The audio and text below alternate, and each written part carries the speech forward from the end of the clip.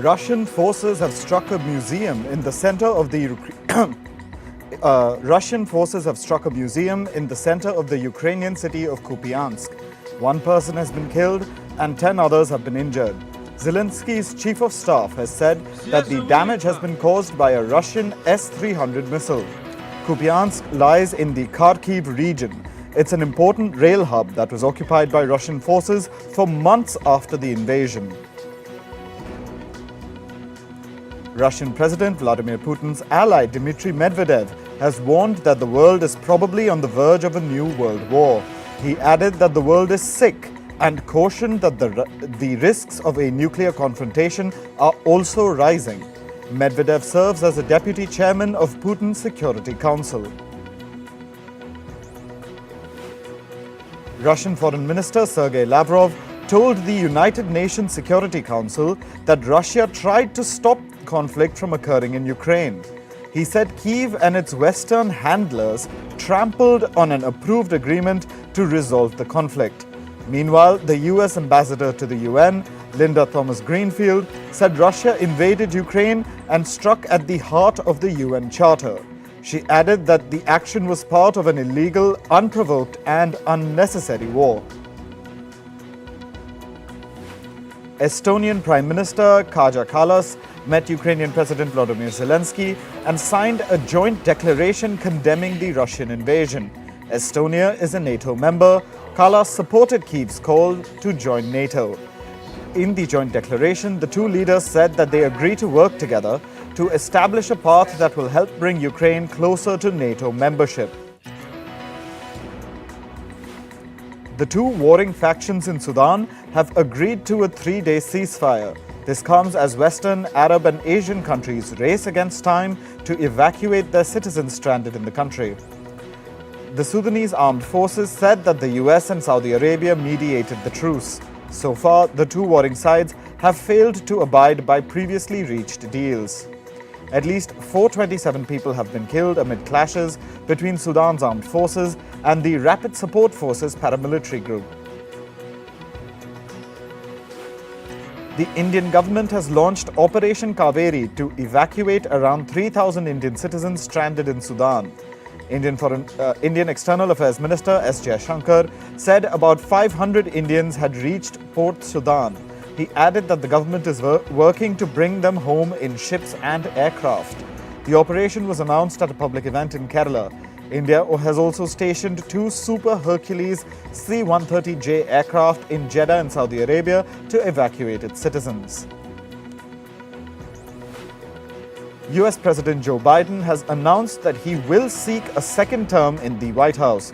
Biden has finally put months of speculation to rest. His latest election campaign video has deemed the next election as a fight against Republican extremism.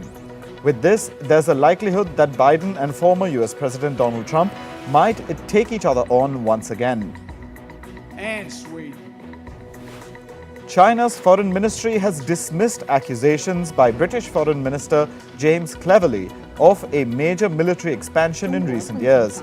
During a speech, Cleverly said that he will urge China to be more open about the reasons behind what he called the biggest military build-up in peacetime history. He added that Britain is open about seeking to deepen cooperation with allies in the Indo-Pacific. Guatemala's president is on a trip to Taiwan. He pledged his support for what he called the Republic of Taiwan. This comes as Beijing continues to step up pressure on countries that have diplomatic ties with the self-governed island. Honduras recently severed ties with its longtime diplomatic partner Taiwan and sided with China. Two explosions took place in a counter-terrorism ammunition depot in northwest Pakistan. 13 people have been killed while 50 have been injured. The provincial police chief spokesperson said that ammunition probably caught fire due to an electric short circuit. So far, there is no evidence of an attack from outside. Most of those killed in the blasts are police counter-terrorism officers. The incident is under investigation.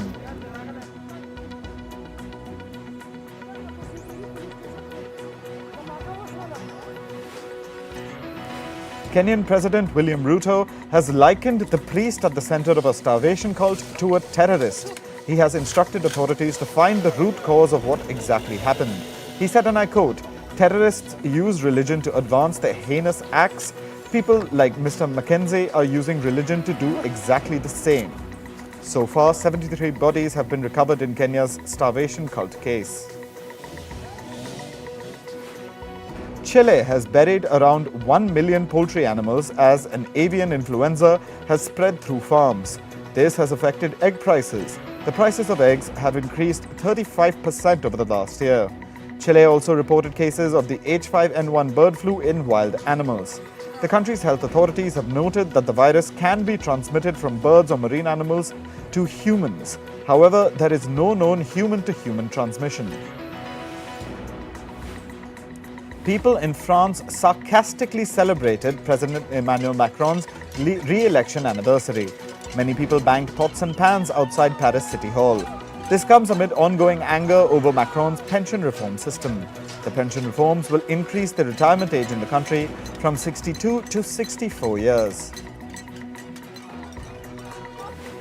Former United Nations Chief Ban Ki-moon met Myanmar's military junta chief Min Aung Hlaing.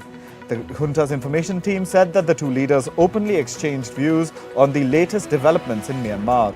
The meeting comes as diplomatic efforts are on to end a crisis that began with a military coup in February 2021. Min Aung Hlaing was sanctioned by the US after the coup took place. Migrants from various Central and South American countries arrived on the banks of the Rio Bravo. The river forms a natural border between Mexico and the US. Migrants attempted to cross the river to reach the United States. They used inflatable air mattresses. This comes a day after migrants marched to Mexico City to protest against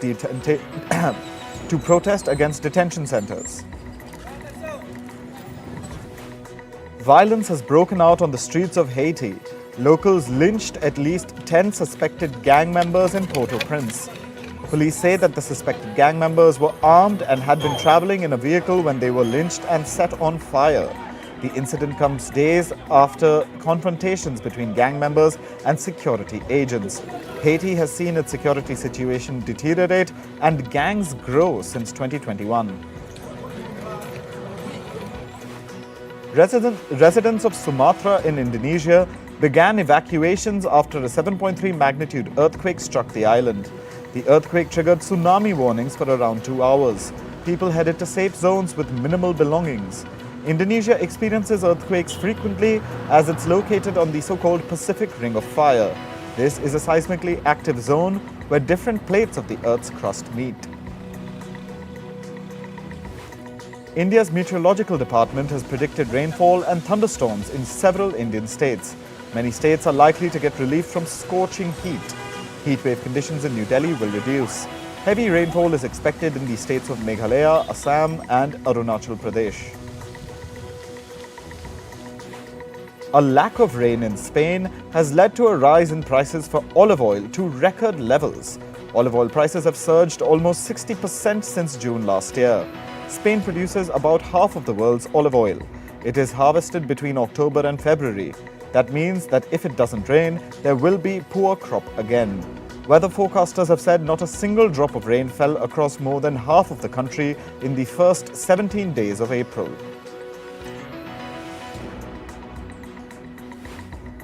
Leaders from European countries surrounding the North Sea have pledged to scale up offshore wind power generation in the region.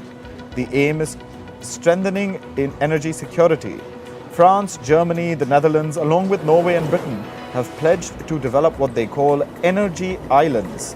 The aim is to reduce the use of carbon dioxide emitting fossil fuels. Can you tell us more about? South Korea has indicted Terraform Labs co-founder Daniel Shin and 9 others on multiple charges. In February, crypto fintech firm Terraform and its founder were charged for defrauding their investors. The case centers around Terra, USD and Luna. Both were a type of cryptocurrency that collapsed in May last year. The collapse accelerated a downturn in the crypto market. Coinbase Global has filed a lawsuit against the US markets regulator. The crypto exchange has asked the US federal court to compel the regulator to respond to its earlier petition. Coinbase had filed a petition last year. The petition asked the regulator to provide clarity on the rules for the crypto industry. Italian fashion house Valentino has said that its sales rose 10% in 2022. Sales were boosted by its directly operated shops. Sales through its own stores and e-commerce jumped 21% in the period. Meanwhile, sales from wholesale declined 6%. Its directly operated shops accounted for 62% of its total sales in 2022. Cold drink maker Coca-Cola said that it beat analysts' estimates for its first quarter revenue and profit. This was boosted by its price hikes. Average selling prices increased 11% in the first quarter. The company said in February that it would raise soda prices further in 2023. It reportedly said that prices will be hiked across the world at a moderate pace.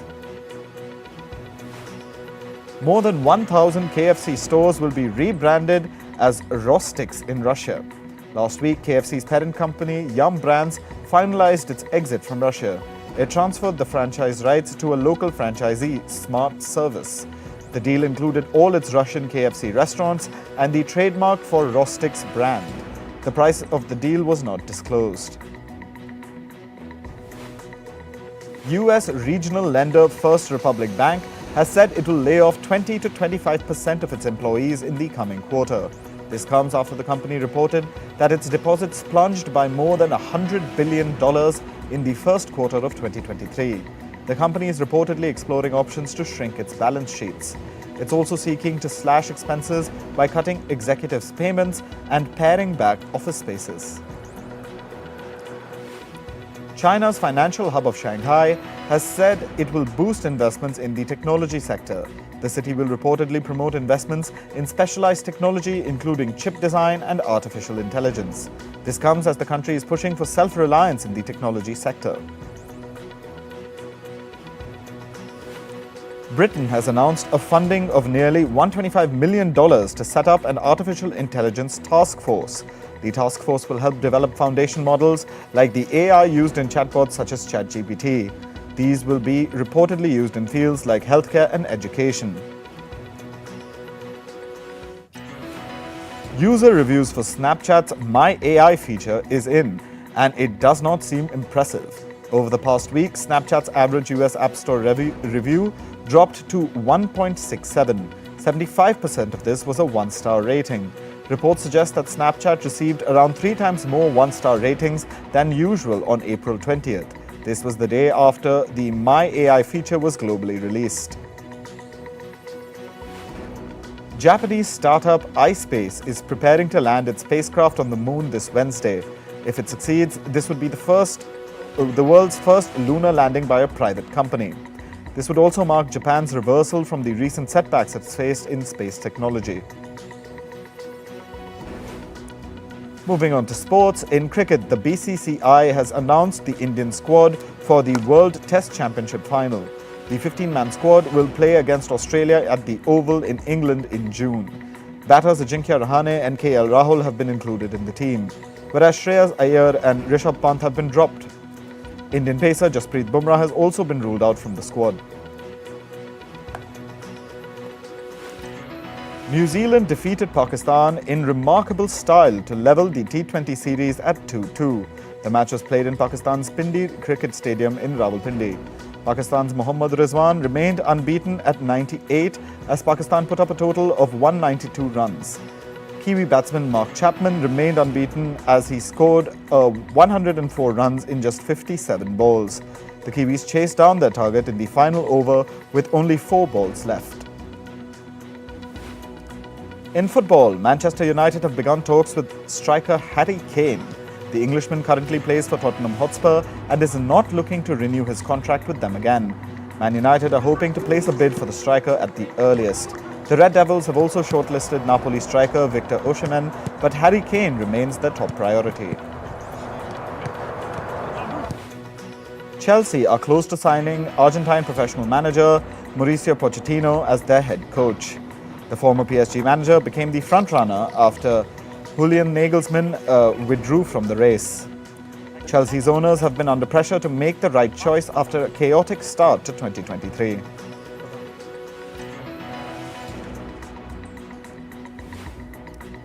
FC Barcelona have secured a financial deal worth $1.6 million. The funding will be used to renovate the Nou Camp Stadium and its surroundings.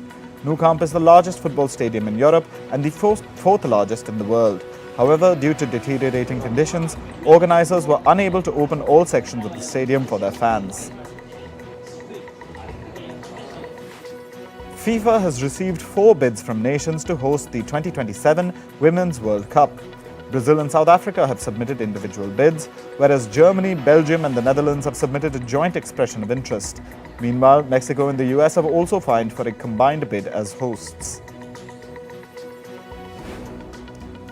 In tennis, defending champion Ons Jabeur has withdrawn from the Madrid Open. The Tunisian star took to Twitter to announce her withdrawal due to a calf injury. This is the second injury that has affected Jabeur's season. The 2-time Grand Slam finalist won the Madrid Open last year. In hockey, the Chinese and Pakistani sides have confirmed their participation in the upcoming Asian Champions Tournament in India. The tournament will be held in the Radhakrishnan Stadium in Chennai in the state of Tamil Nadu. Other participating countries will include South Korea, Japan and Malaysia. Hosts India are the defending champions of the Asian Champions Trophy. In basketball, the NBA playoffs are currently underway. The Phoenix Suns, Denver Nuggets and Boston Celtics are each a win away from advancing in the playoffs. The Suns, Nuggets and Celtics lead their respective series 3-1. The Celtics have never lost a playoff series after building a 3-1 lead. They are 27-0 in these situations in their franchise history.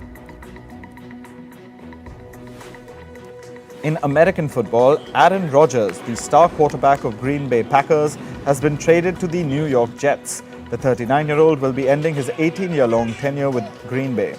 Rodgers has been a 4-time MVP at Green Bay and won the NFL Championship Lombardi Trophy for his franchise in 2011.